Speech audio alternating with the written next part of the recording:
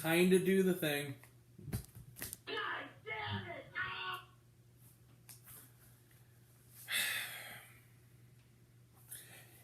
It's the subdued but angry Grant show, everyone. Hi, everyone. Yeah, I'm not going to get super angry on this one, which is why this isn't live. Whatever. Hi, we're going to raise them up with Grant. I'm Grant, the movie and TV guy. And talk about wasting your resources. So, Mafia Mama, movies and TVs we do here, is directed by Catherine Hardwicke, who used to be a really good director. The film stars, and who else is involved? Well, Toni Collette, who is far and away the best thing in this movie, plays Kristen. She is a sort of suburban mom who begins to have empty nest syndrome. Her only son is going off to college, and she catches her husband in the act of cheating on her. Wouldn't you know it, her paternal grandfather, who she barely knows, dies suddenly, as in is murdered.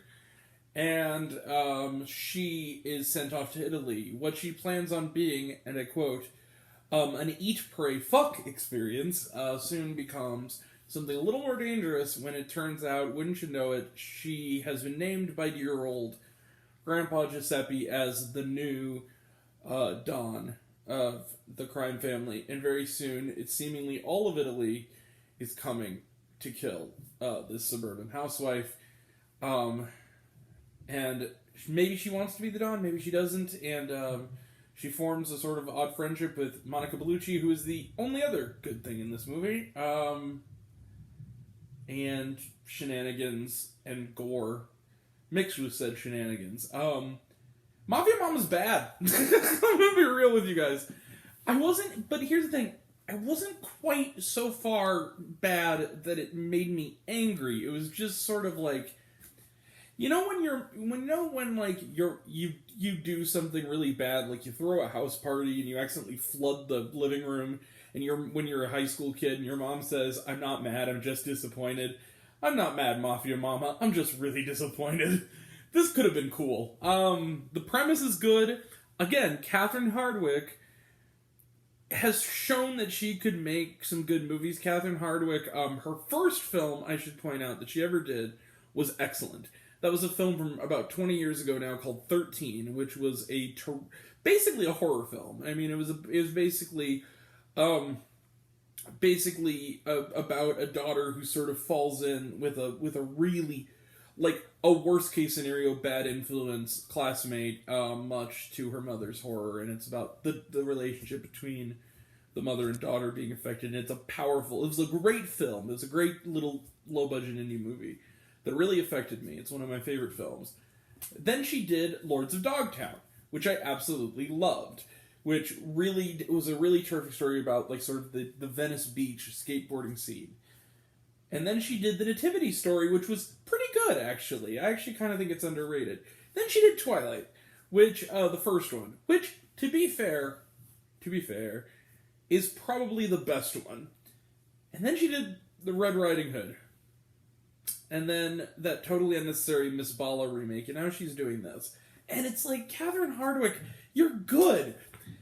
But I don't entirely blame her either, because I just feel like this movie, the biggest fundamental problem with Mafia Mama, Toni Collette is terrific. We should just point that out. Monica Bellucci is terrific. Catherine Hardwicke has shown she's capable of being terrific as a filmmaker. But the tone of this movie is so off. Like, in a way that actually becomes... It reminded me a little bit of Breaking News in Yuba County, in the sense that... a dark, violent Coen's or Tarantino-esque black comedy can be done well and can be done funny.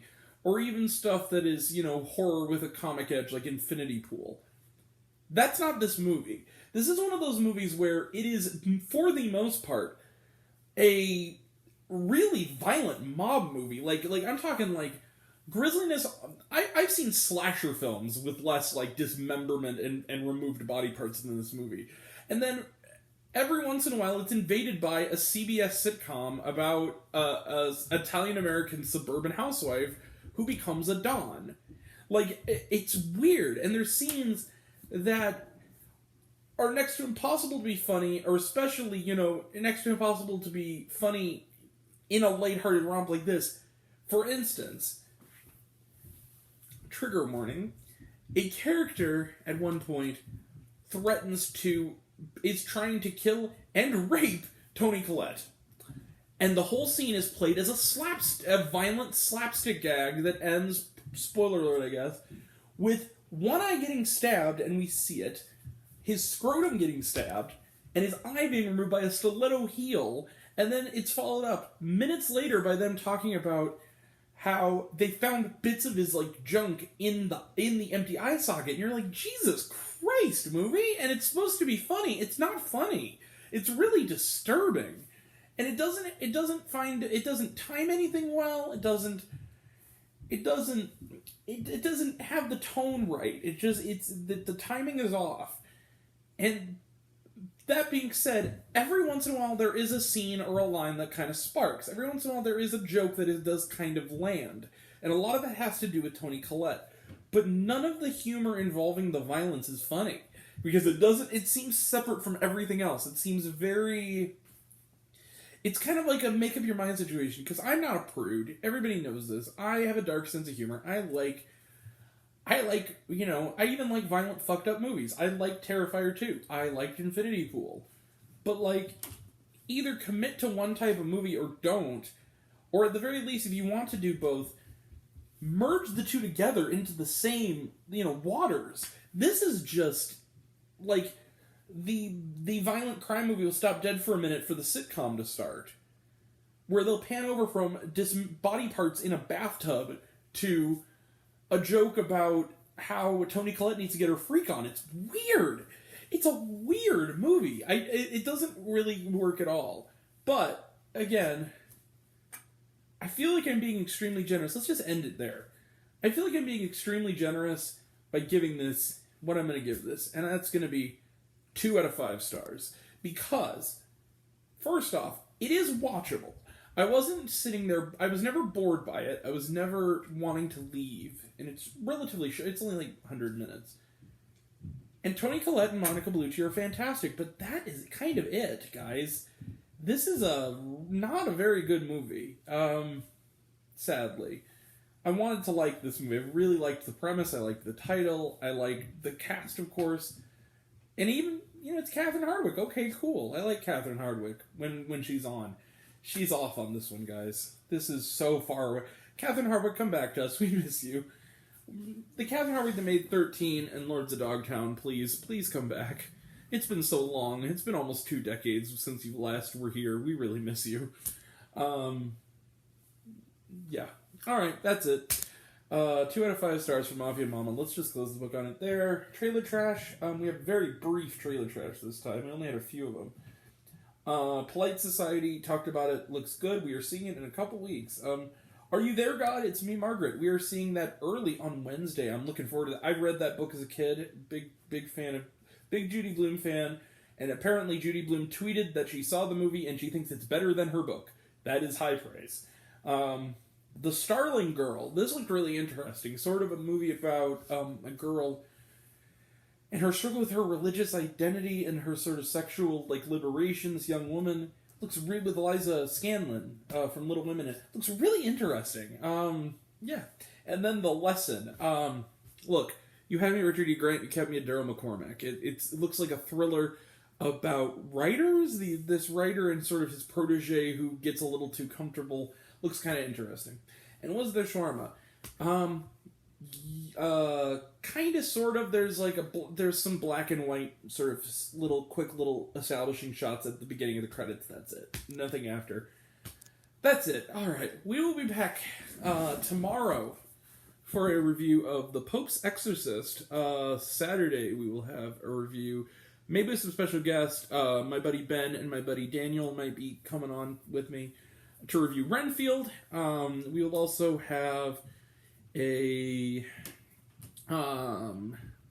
Monday, we'll have a review of Nefarious, and like I said, Are You There, God? It's Me, Margaret, Beau is Afraid, Evil Dead Rise is all next week, and a lot more to come. That'll all be next time, and until next time, I'm Grant, the movie and TV guy. I see it all, and I'm happy to share it with you. I love you all. I appreciate you all.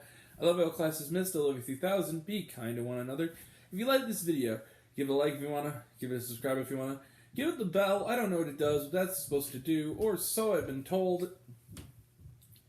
Leave a comment, even if it's Grant I like waffles. It really helps out. If you want to find me elsewhere, reviews, lists, and other fun stuff, you can check me out on letterboxd.com at RaisinOnPopcorn with Grant. Twitter, I'm at RaisinGrant. You can find me on Facebook, Raisin Popcorn with Grant, serialized, all one word, all lowercase, Raisin on Popcorn. Check out my podcast, Raisin Popcorn with Grant, the podcast on Spotify and Anchor. Some of you already have, but even if you haven't, take care of yourself, take care of your mental health. It's incredibly important. And I want to know down below, what did you think of Mafia Mama? Did you like the movie? Did you hate the movie? Think my opinion's good? Think I'm full of shit? Comment below, let me know. And until we meet again, we're all raised on popcorn. Maybe not with extra butter. Catch you guys next time. Bye.